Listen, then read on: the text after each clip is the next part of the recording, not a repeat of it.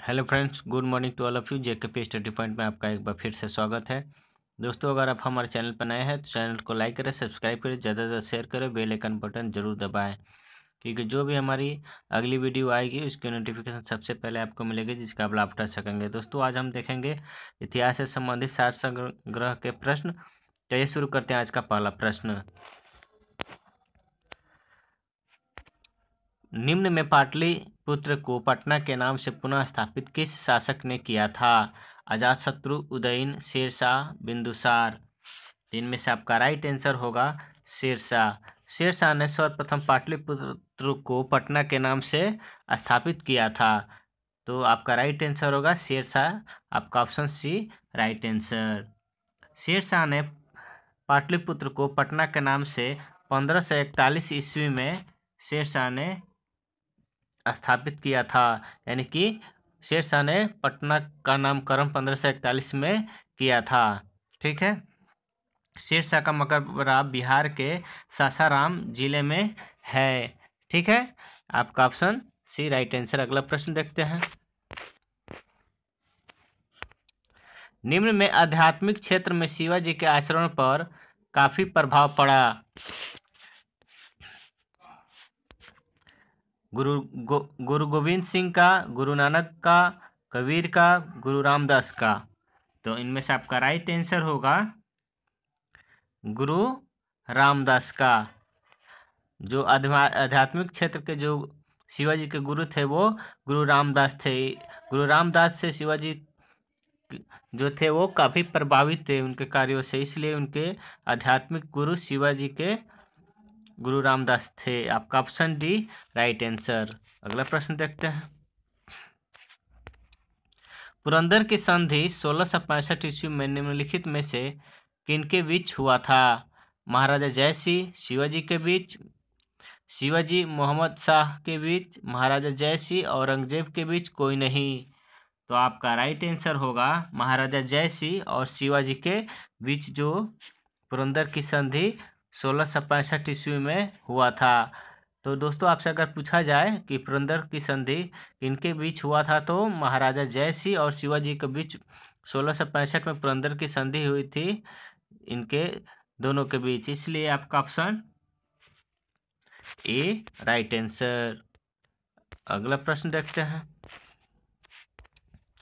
निम्न में मुगल वंश का घृणित कायर कहा जा गया है? जहांदार शाह को, मोहम्मद शाह को, फर्रुखियर को, नादिर शाह को। तो आपका राइट आंसर होगा फर्रुखियर को। घृणित कायर के नाम से हम फर्रुखियर को जानते हैं, इसलिए आपका ऑप्शन सी फर्रुखियर राइट आंसर। अब जहांदार शाह के बारे में जानते हैं। जहांदार शाह को हम लंपट मूर्ख के नाम से जानते हैं। जहांदार शाह को किस नाम से जानते हैं? तो लंपट मूर्ख के नाम से जानते हैं। वैसे ही मोहम्मद शाह को हम किस नाम से जानते हैं?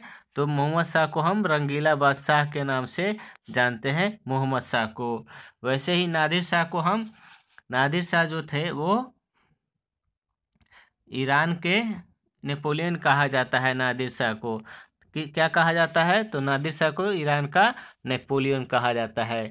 ठीक है दोस्तों, आप याद रखना ये चारों जो ऑप्शन है इनका अलग अलग नामों से इनको जाना जाता है। ठीक है, इसलिए आपका ऑप्शन फर्रुखियर घृणित कायर के नाम से जाने जाते हैं। Option C right answer. अगला प्रश्न देखते हैं। ईरान का नेपोलियन कहा जाता है? बहादुर शाह जफर को, नादिर शाह को, जहांदार शाह को, कोई नहीं। तो दोस्तों, आपको सबको पता है कि ईरान का नेपोलियन जो है वो नादिर शाह को कहा जाता है, इसलिए आपका ऑप्शन बी राइट आंसर। अगला प्रश्न देखते हैं। तख्ते ताउस मयूर सिंहासन पर बैठने वाला अंतिम शासक था? मोहम्मद शाह, औरंगजेब, बहादुर शाह जफर, इनमें से सभी। तो आपका राइट आंसर होगा मोहम्मद शाह। तख्ते ताउस यानी मयूर सिंहासन का अंतिम शासक जो था वो मोहम्मद शाह था, जो मुगल वंश का शासक था। ये मयूर सिंहासन पर बैठने वाला अंतिम मुगल बादशाह मोहम्मद शाह था, इसलिए आपका ऑप्शन ए राइट आंसर। मयूर सिंहासन को नादिर शाह ने लूट कर अपने साथ ले गया था। ठीक है, अगला प्रश्न देखते हैं।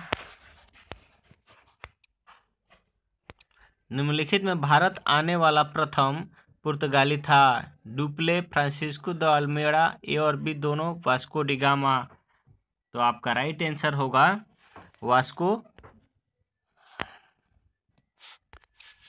D gamma. Vasco D gamma जो था वो भारत आने वाला प्रथम पुर्तगाली नागरिक था। वास्को डी गामा भारत 1498 ईस्वी में भारत आया था। ठीक है, 1498 ईस्वी में वास्को डी गामा भारत आया था। वास्को डी गामा जो था वो अमेरिका की खोज करने के लिए निकला था, परंतु ये अफ्रीका होते हुए आशांतरित होते हुए 1498 ईस्वी में भारत के कालीकट नामक स्थान पर, केरल के कालीकट नामक स्थान पर उतरा था। इसलिए आपका ऑप्शन डी राइट आंसर। अगला प्रश्न देखते हैं। 1505 ईस्वी में भारत में प्रथम पुर्तगाली वायसराय बनकर आया। Lord Chelmsford, Florence Nightingale, Francisco de Almeida, Dupleix. तो आपका राइट आंसर होगा Francisco de Almeida. Francisco de Almeida 1505 ईस्वी में पुर्तगाली वायसराय बनकर भारत आया था। इसलिए आपका ऑप्शन सी राइट आंसर। अगला प्रश्न देखते हैं। पुर्तगालियों ने पहली कोठी खोली थी। पुर्तगालियों ने अपनी पहली कोठी खोली थी केरल में, सूरत में, मुंबई में, कोचीन में। तो इनमें से आपका राइट आंसर होगा कोचीन में। पुर्तगालियों ने सर्वप्रथम अपना व्यापारिक कोठी जो खोला था वो कोचीन में खोला था। इसलिए आपका ऑप्शन डी राइट आंसर। अगला प्रश्न देखते हैं। अंग्रेजों ने प्रथम व्यापारिक कोठी या फैक्ट्री 1608 में खोली थी। सूरत में, मद्रास में, गुजरात में, कोलकाता में।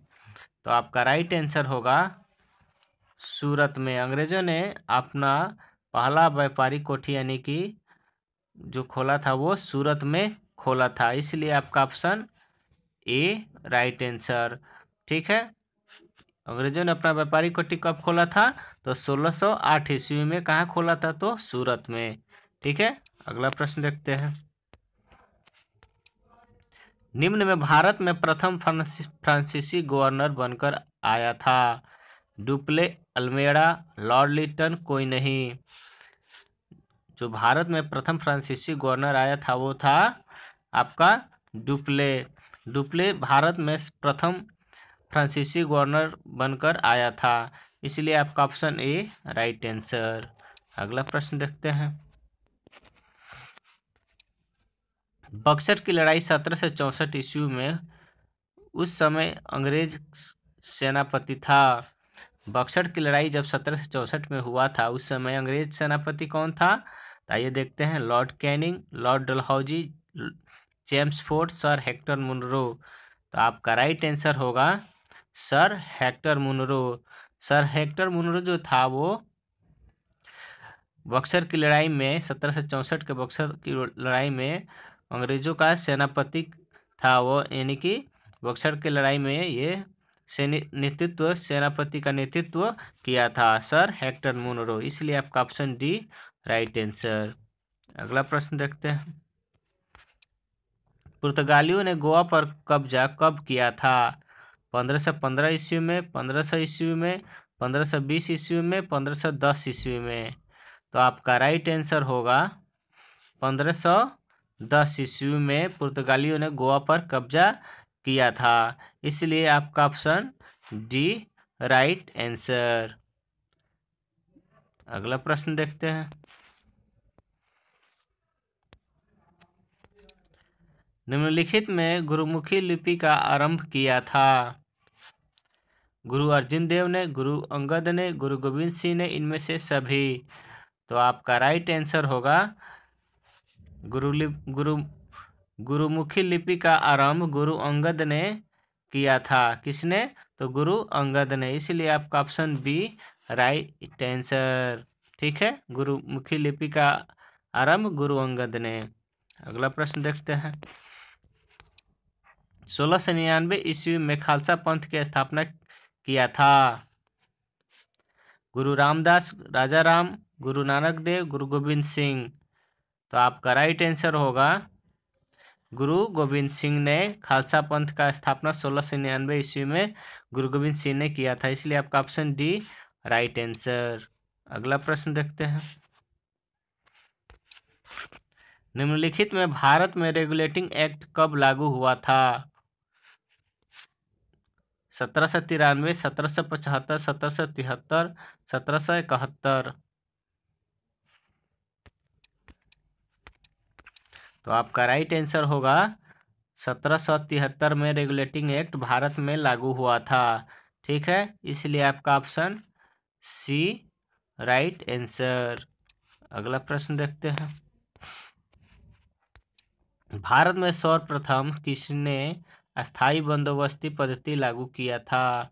Lord Cornwallis, Lord Dalhousie, Lord Lytton, कोई नहीं। तो आपका राइट आंसर होगा लॉर्ड कॉर्नवालिस ने सर्वप्रथम भारत में अस्थायी बंदोबस्ती को लागू किया था। ठीक है, इसमें 1/3 भाग कर को चुकाना था। ठीक है, इसलिए आपका ऑप्शन ए राइट आंसर। अगला प्रश्न देखते हैं। सहायक संधि की पद्धति शुरू किया था? Lord William Bentinck, Lord Dalhousie, Lord Wellesley, Lord Dufferin. तो आपका राइट आंसर होगा लॉर्ड ब्लेजली। लॉर्ड ब्लेजली ने भारत में सर्वप्रथम भारत के राजाओं के साथ सहायक संधि करने का शुरुआत किया था लॉर्ड ब्लेजली ने, इसलिए आपका ऑप्शन सी राइट आंसर। अगला प्रश्न देखते हैं। निम्न में भारत में सती प्रथा को समाप्त करने वाला गवर्नर जनरल था? Florence Nightingale, Lord Curzon, Lord Cornwallis, Lord William Bentinck. आपका राइट आंसर होगा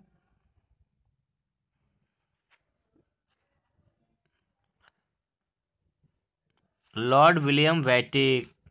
लॉर्ड विलियम बेटिक ने भारत में सती प्रथा को समाप्त करने वाला प्रथम गवर्नर जनरल के नाम से जाने जाते हैं, इसलिए आपका ऑप्शन डी राइट आंसर। अगला प्रश्न देखते हैं। मैकाले के अनुशंसा पर अंग्रेजी को शिक्षा का माध्यम बनाया गया? लॉर्ड विलियम बेटिक द्वारा, चार्ल्स मेटकॉफ के द्वारा, कॉलिंग मुनरो द्वारा, हॉलवेल के द्वारा। तो इनमें से आपका राइट आंसर होगा लॉर्ड विलियम बेटिक के द्वारा मैकाले के अनुशंसा पर अंग्रेजी को शिक्षा का माध्यम बनाया गया, इसलिए आपका ऑप्शन ए राइट आंसर। अगला प्रश्न देखते हैं। ठगी प्रथा का अंत एवं शिशु बालिका की हत्या पर प्रतिबंध लगाया था? तो आपका राइट आंसर होगा क्या? लॉर्ड कर्जन के द्वारा, लॉर्ड रिपन के द्वारा, लॉर्ड कॉर्नवालिस के द्वारा, लॉर्ड विलियम बेटिक के द्वारा। तो आपका राइट आंसर होगा लॉर्ड विलियम बेटिक के द्वारा ठगी प्रथा तथा शिशु बालिका हत्या का पर प्रतिबंध लॉर्ड विलियम बेटिक ने अपने शासनकाल में लगा दिया था, इसलिए आपका ऑप्शन डी राइट आंसर। अगला प्रश्न देखते हैं।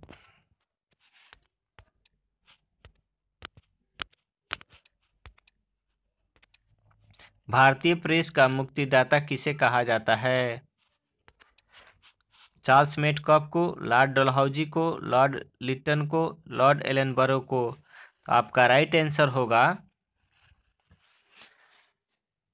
चार्ल्स मेटकॉफ को।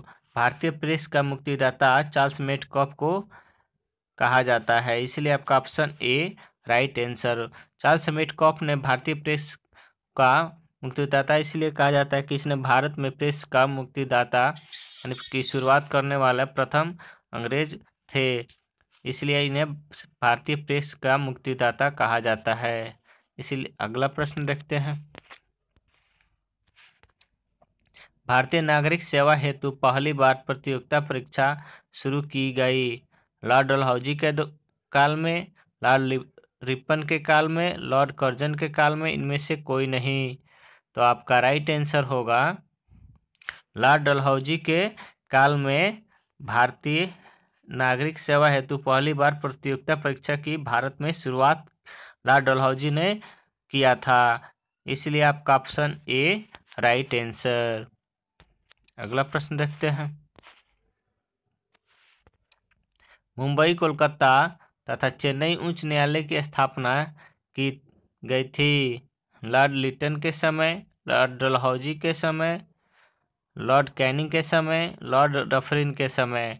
तो आपका राइट आंसर होगा लॉर्ड कैनिंग के समय मुंबई और कोलकाता तथा चेन्नई उच्च न्यायालय की स्थापना लॉर्ड कैनिंग के शासनकाल में हुआ था। इसलिए आपका ऑप्शन सी राइट आंसर। अगला प्रश्न देखते हैं।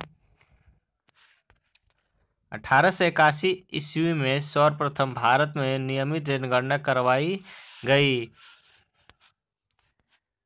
लॉर्ड कर्जन के काल में, लॉर्ड रिपन के काल में, ए और बी दोनों, सभी। तो आपका राइट आंसर होगा लॉर्ड रिपन के काल में 1881 ईस्वी में भारत में सर्वप्रथम नियमित जनगणना कराई गई थी। भारत में लॉर्ड रिपन को भारत का सज्जन पुरुष के नाम से भी जाना जाता है। ठीक है, आपका ऑप्शन बी राइट आंसर। अगला प्रश्न समाप्त हुआ। अब धन्यवाद दोस्तों। अगर आपको वीडियो अच्छी लगे तो वीडियो को लाइक करें, सब्सक्राइब करें, ज़्यादा से ज़्यादा शेयर करें और बेल आइकन का बटन जरूर दबाएं। धन्यवाद। जय हिंद, जय भारत।